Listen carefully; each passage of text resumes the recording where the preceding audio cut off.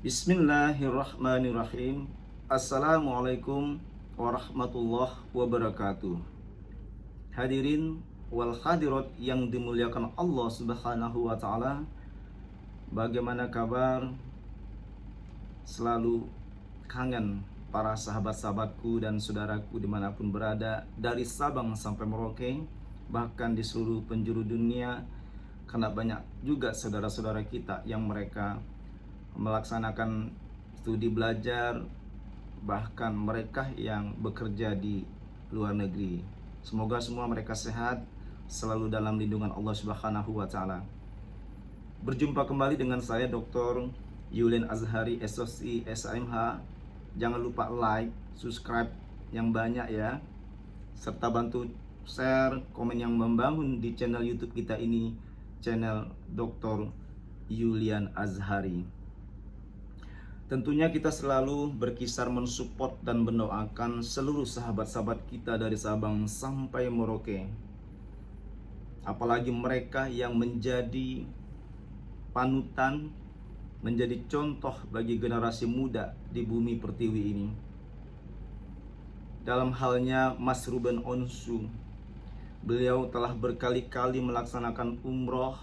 Subhanallah, itu adalah memang keputihan hati dari Mas Ruben. Karena tidak gampang orang untuk berniat baik dan berhati putih, berhati suci untuk menjalankan ibadah ke tanah suci. Tapi Mas Ruben Onsu luar biasa. Sebagaimana rukun Islam yang kelima, yaitu menunaikan ibadah haji apabila telah mampu. Telah mampu dalam hal ini adalah baik mampu dalam spiritual ataupun mampu dalam keadaan material, baik mampu dalam keadaan materi ataupun mampu dalam keadaan mental. Dalam hal ini, mampu dalam keadaan mental, yaitu kita harus sehat, harus mempunyai pemikiran yang bersih, mempunyai ketawadukan yang luar biasa di hadapan Allah, dan bersama umat di sekitar kita, kita harus tawaduk, menjadi orang yang rendah diri, selalu bersyukur, dan sering berinfak, bersedekah kepada sesama umat, baik umat yang seagama ataupun umat yang di luar agama kita. Nah, ini adalah suatu umat yang amat mulia di hadapan Allah Subhanahu wa taala. Seperti halnya Mas Ruben Onsu, kenapa beliau bisa berkali-kali yaitu menunaikan ibadah umroh, ibadah ke tanah suci Mekah? Karena memang beliau adalah orang yang sangat dermawan di hadapan Allah Subhanahu wa taala. Mas Ruben Onsu kita lihat telah fasih sekali membacakan ayat suci Al-Quran, ayat-ayat pendek. Bismillahirrahmanirrahim. Alhamdulillahirabbil alamin, arrahmanirrahim, maliki yaumiddin, iyyaka na'budu wa iyyaka nasta'in, ihdinas siratal mustaqim, siratal ladzina an'amta 'alaihim ghairil maghdubi 'alaihim waladdallin, amin. Ini yang dibacakan oleh Mas Ruben Onsu, dan surat Al-Ikhlas, Al-Falaq, An-Nas, beliau telah mencoba untuk membacakan dengan maksimal. Subhanallah, ini suatu kemajuan yang sangat luar biasa pada diri Mas Ruben Onsu, yang telah membuat kita untuk bahwa manusia itu harus mempersiapkan dirinya untuk berjumpa kepada Allah Subhanahu wa taala di hari akhir nanti.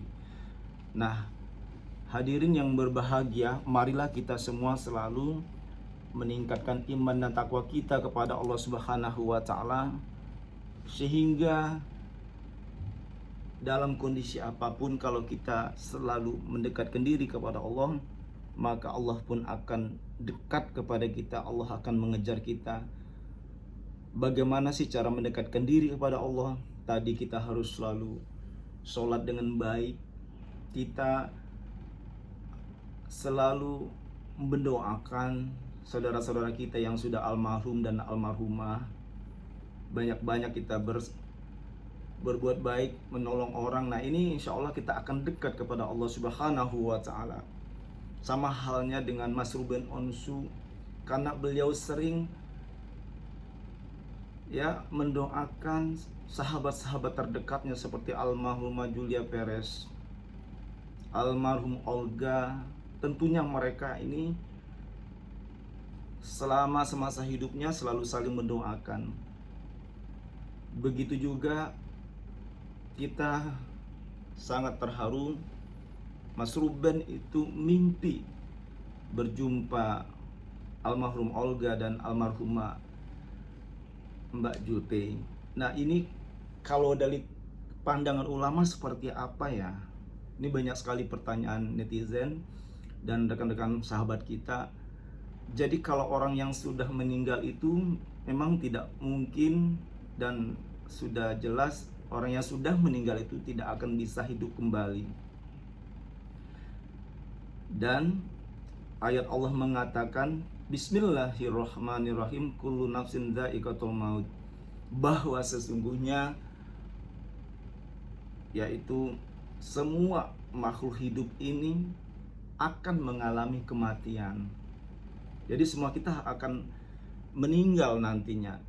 Jadi kalau ada seseorang yang mimpi didatangi oleh orang yang sudah meninggal, nah itulah yang mengingatkan diri kita ini akan kematian. Bahwa tidak ada manusia itu yang akan hidup kekal abadi. Tidak akan ada manusia itu yang akan hidup selamanya. Hanya Allah yang kekal. Maka dari itu, dengan adanya kita ziarah ke kubur, mendoakan kedua orang tua kita, atau kita ziarah kubur mendoakan sahabat-sahabat terdekat kita yang telah mendahului kita. Bahkan tadi kita mimpi ketemu orang tua kita yang sudah meninggal, atau sahabat-sahabat terdekat kita mereka yang sudah meninggal. Nah ini intinya Allah itu memberikan peringatan kepada kita bahwa kita pun juga nanti akan meninggal. Kita pun juga akan menemui kematian. Dalam hal ini, kepada kita semua, wahai para sahabat di seluruh dunia, marilah kita persiapkan diri kita untuk seolah-olah kita mati besok pagi. Dan marilah kita berusaha, kita mencari rezeki dengan jalan yang halal, seolah-olah kita akan hidup selamanya.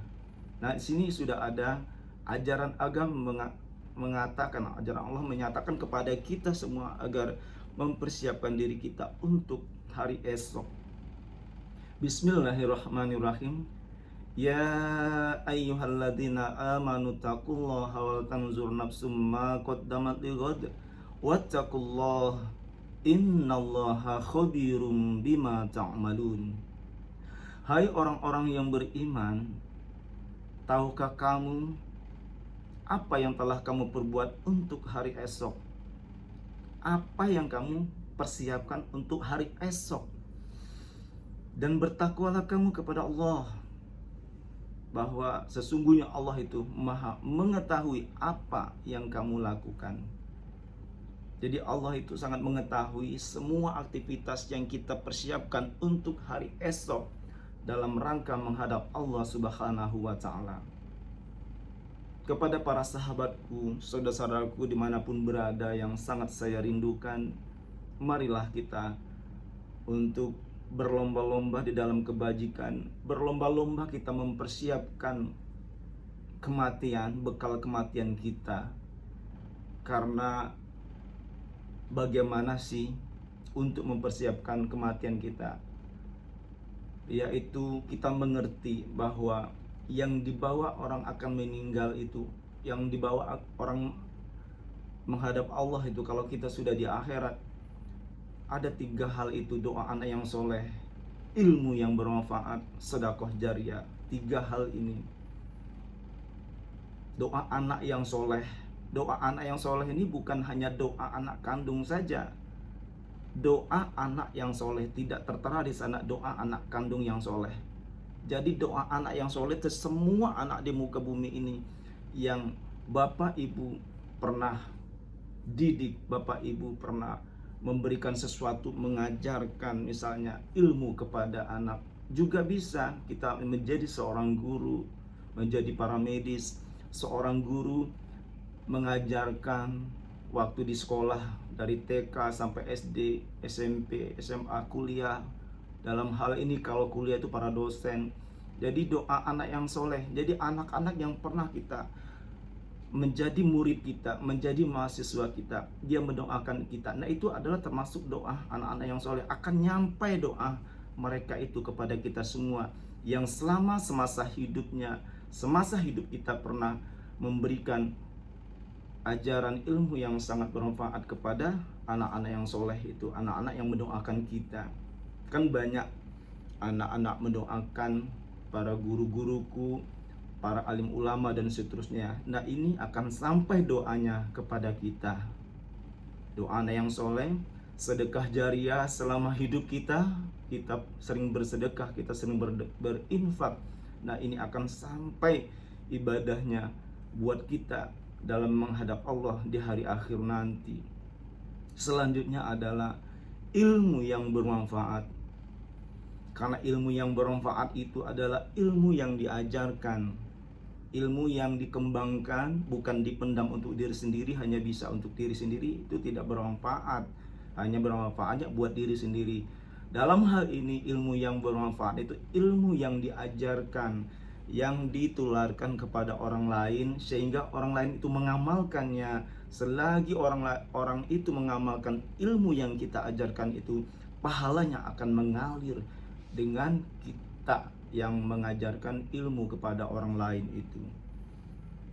Hadirin para sahabatku dimanapun berada, maka marilah kita jangan segan-segan selalu berbuat kebaikan kepada sesama kita, kepada seluruh umat manusia dimanapun kita berada.